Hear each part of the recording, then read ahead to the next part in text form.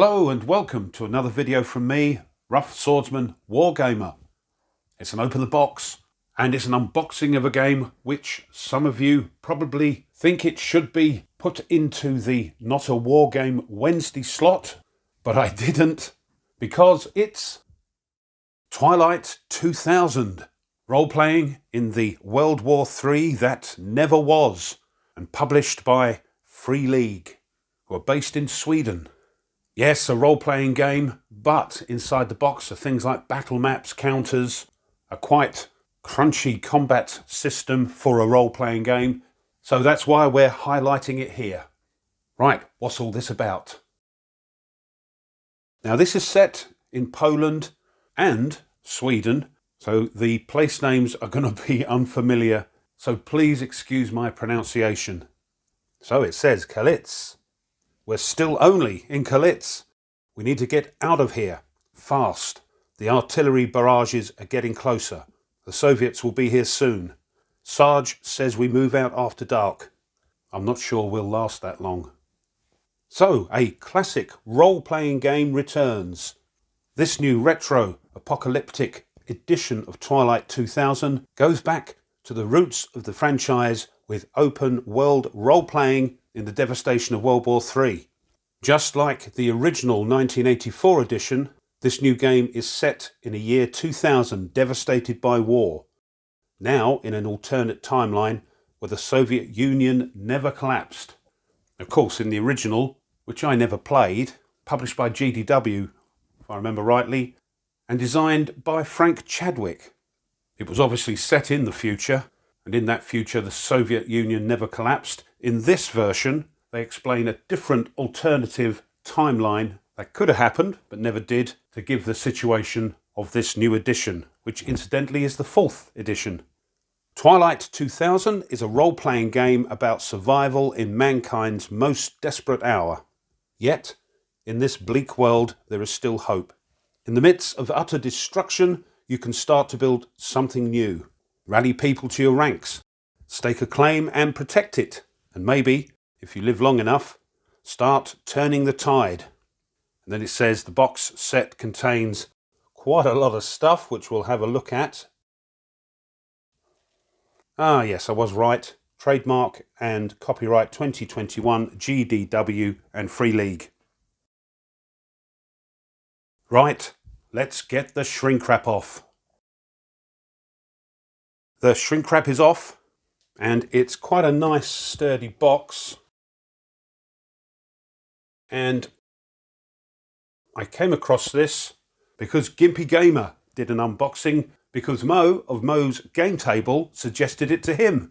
So there we go, a bit of a chain reaction, but it does look good. Right, let's open the box.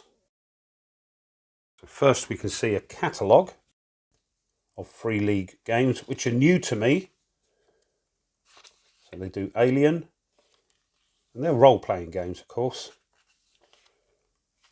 Forbidden Lands, Symbaroum. Here's Twilight, so you can see quite a lot in it. Vaesen.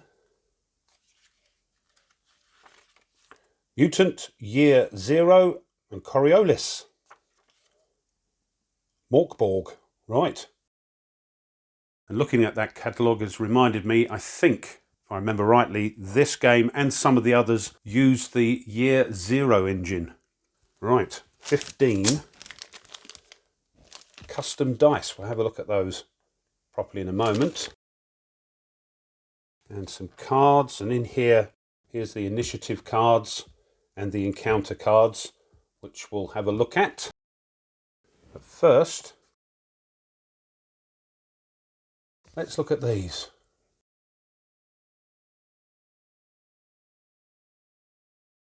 Now these secret documents are sort of handed to the players to give them some background knowledge. And this one is the Polish one, which was the country the original game was set in. And it's written like sort of military orders. And it was done that way on purpose. So we've got the situation, and its Operation Reset was the big, I think, NATO push in this game, but NATO was repelled by the Soviets. Tactical nuclear weapons were used, devastation occurred worldwide, and this is where the game picks up. So the mission, the execution, I think this is all about Operation Reset, which went a bit sort of wrong. Service Support Command and Signal, and signed by Jakob Torgensen.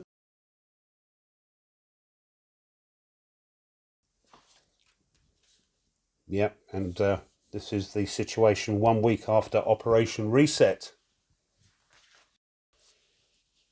And there's also one for Sweden, in case you want to set your adventure there. There are 4 scenario maps which you use with the scenarios included in the referee's book. Here's the first one, quite nice, little hexes on them, which makes it all the more familiar. And on the other side, a virtually devastated small town. Here's the second map sheet. And as I say, I think these are used for specific scenarios in the referee's book. And here's the other side. And then there are 16 battle maps on 8 map sheets. Here's the first one, and these look like they're zoomed out a bit more than the scenario maps. They're also smaller. And these are used, I believe, to add flavour to a situation or an encounter that occurs. They've also got little dots in the centre of the hexes, which leads me to believe line of sight is involved. And here's the other side. And of course, I think you can put 2 or 3 together if you wish, depending on the situation. Here's the second battle map. And the other side. The next one has what appears to be part of a coastline or part of a large lake. And the other side. A lot of rural maps. This one, of course, has wooded areas and a river running through it. Here's the next one. They're on quite nice cardstock. And the other side.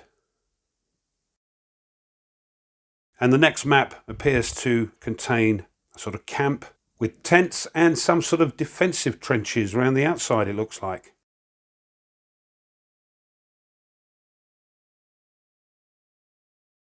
And the last 2 map sheets have urban scenes on them. That's the other side. And the last battle map. Lots of devastation there. And the other side. There we go. That's the battle maps. There is also a large area map of a large chunk of Poland and Sweden. So let's have a look at that. This is roughly the size of a standard wargame map and is what's known as a hex crawl map. And those familiar with such games as Shadows of Brimstone will be aware that those can use these hex maps showing a larger area, and as you move from hex to hex, encounters will occur. So we can see lots there. Krakow, Warsaw, and here is Kalitz, which is where I believe the adventures normally start. So let's have a little close-up. So there's Krakow and some sort of mountains and woods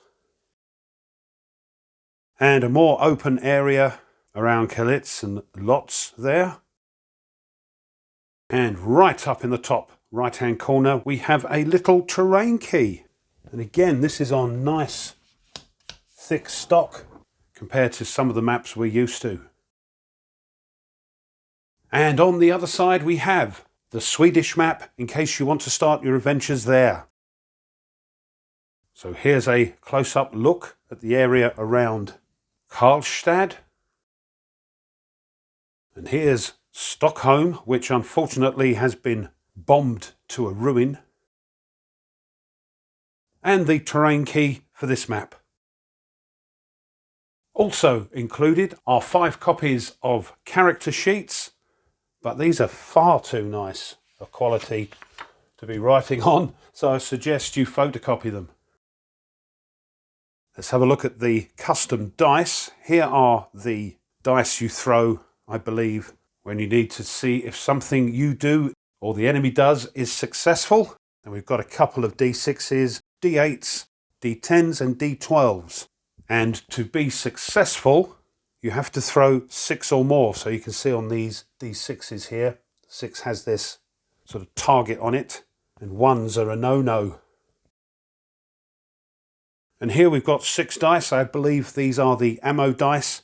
And then this die, which you throw to see where you've been hit or possibly the enemy has been hit. So chest wound there, in the legs, and I think, yep, up on the arms.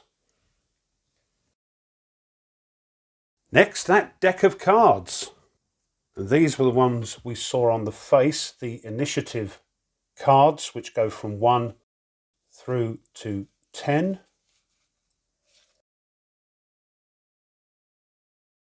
And then we've got a 52 card deck of encounters. And I say 52 because you can actually use this, I understand, as a normal deck of cards, because each card has got a suit and a number on it. But these are the things that you're going to come across as you travel on your adventures.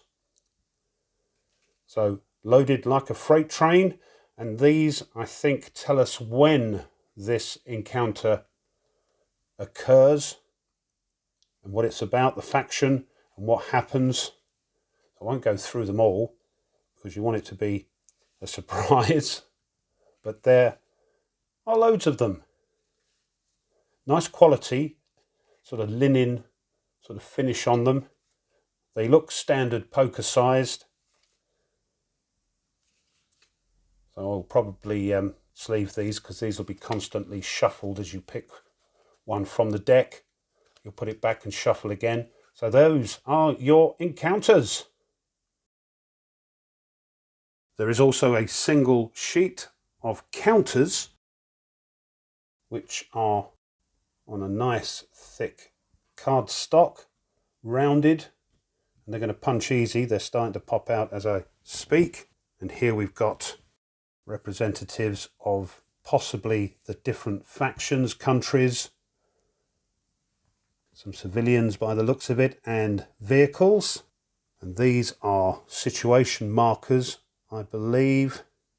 I think that might be suppression, fire, smoke, and chemical and mine counters. And on the other side, no real difference to the sort of admin markers, but these are now prone and the vehicles are now destroyed. And the last 2 things in the box, and the things that make it heavy, are the 2 manuals. And here's the referee's manual, and this comes in, I think, at 112 pages. Yep, if you've played these sort of games before, you know the games come with these heavy tomes. So, Game Master, Dungeon Master, it's referee in this game. And there we are, inspired by the original Twilight 2000 by Frank Chadwick. The art in this book is fantastic, I think. So this is the background to the World at War, giving you a timeline. I'm not going to go through everything, but that sort of sets the scene, along with those sort of top secret documents I showed you at the beginning. Talking about Poland and, of course, the unit's order of battle at that time, and one for Sweden and its order of battles. other countries that were involved, Germany, France, UK, America, and the rest of the world. And then your job as a referee.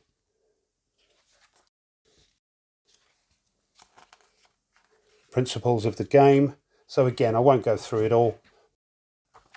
And then we've got the encounters, those cards that we showed you. This explains all those encounters in more detail, which is always handy.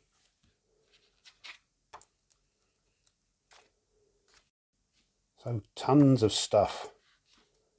Different factions. These are the scenario sites, those big maps I showed you, or those bigger maps.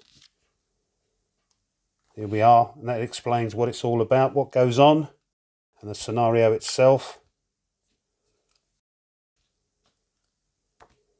The burnt town. Yeah, it certainly is. So there we are. And an index. Crikey. That's the referee's manual. Oh, nearly forgot. In the referee's manual, there are solo rules. So you can play as a single character or as 2 or 3 in your party. It tells you how to do that, getting started, and the hex crawling, and all that sort of stuff. So very handy. There's a solo bit in it. And then there's this, the player's manual, coming in at 152 pages. I think though, with these, especially the player's manual, you're not going to read it front to back. You're going to dip into it and pick out the bits you need as and when, as will the referee when you're learning the game. So, again, fantastic artwork in this. You're on your own now. And I love these sort of gritty looking, sort of pen and ink type drawings. This is quite a gritty game. This isn't Hey Nonny No in an elven village. Not that there's anything wrong with that, before I get letters. So, how to sort out your character. Now there are 2 ways to do this, I understand. There's the archetypes, which is a sort of quick get into the game type thing. And here they are. Everything's sorted out for you. Or you can go the longer route, but more sort of immersive, the lifeline route, where you have to start at age, I think 17, 18, and work your way along a career, whatever it is, in the military or whatever. And then life path, sorry. And then when you're ready, you'll join the game.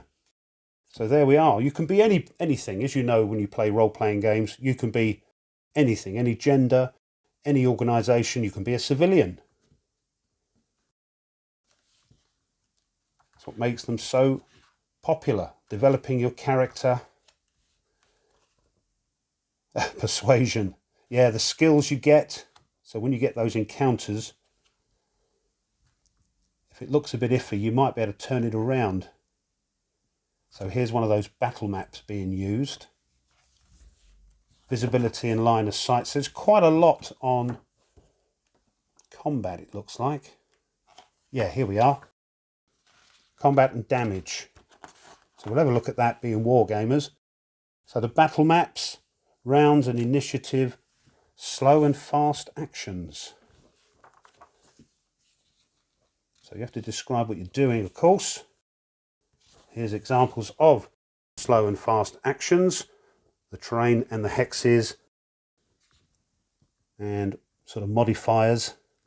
And these modifiers aren't sort of die roll modifiers, they're whether or not you go up a level of die. So if you're going to throw a d6 and you get a +1, then you're going to throw a d8.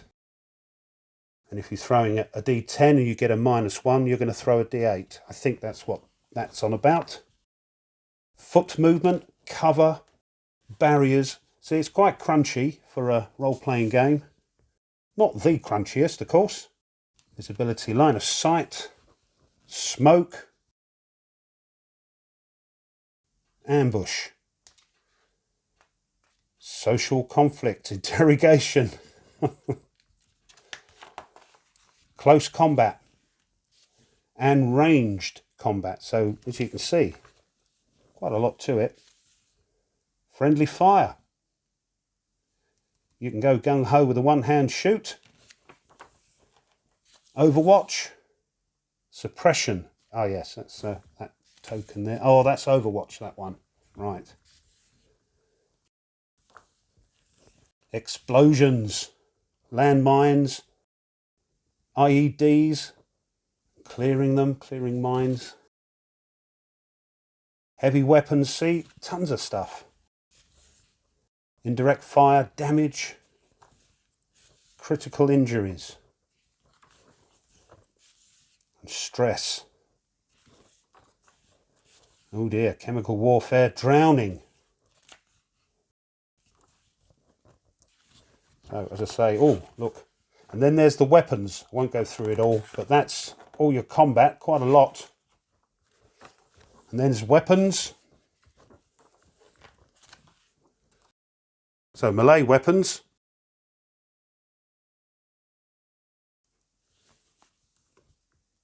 Look at this. I think you can get a deck of cards with all the weapons that are used in this game to give to the person who has that weapon with all that on it, so they don't have to look up in the book all the time, which is quite handy. But as you can see, tons of stuff.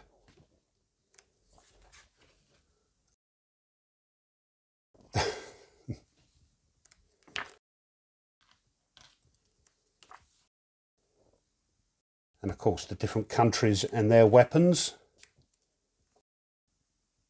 Hand grenades. Vehicles. Oh, we'll just go and get a Bradley M2. Humvee there.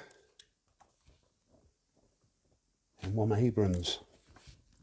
And the T-Series.